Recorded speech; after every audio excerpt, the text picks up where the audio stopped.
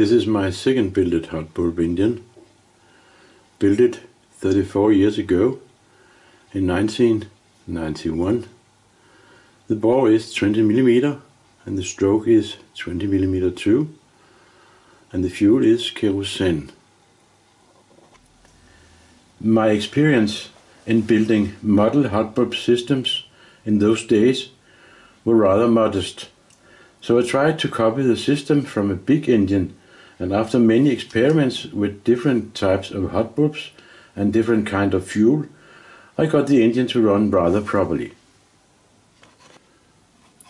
The engine is water cooled and the water circulate thermosiphonic with no water pump. This is a cooling tank and this is the pipe connection to the cylinder water jacket. The injector, this one, must be water cooled. This is the pipe connections to prevent the fuel from boiling, because the injector is direct mounted to the hot bulb, only separated by a heat resistant gasket. The hot bulb,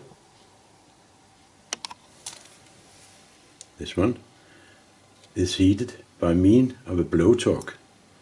This is a gas bottle for the blowtorch, and the flame must be burning all the time the engine is running.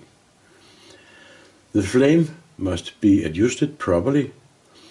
Too much heat and the engine will pre-ignite, and too little and the fuel will not be vaporized properly and the engine will stop.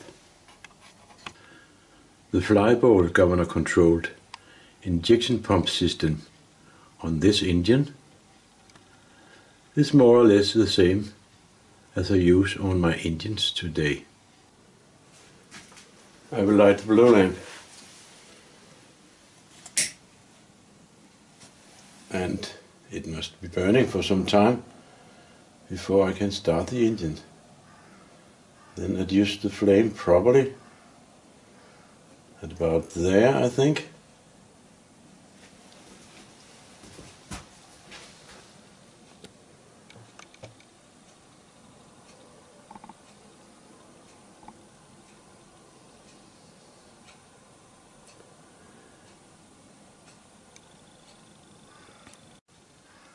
Let's see if it's warm enough, the hot bulb, to start the engine.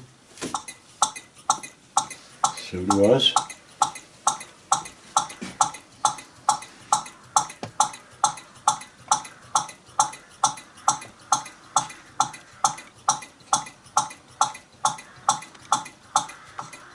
A couple of smoke rings.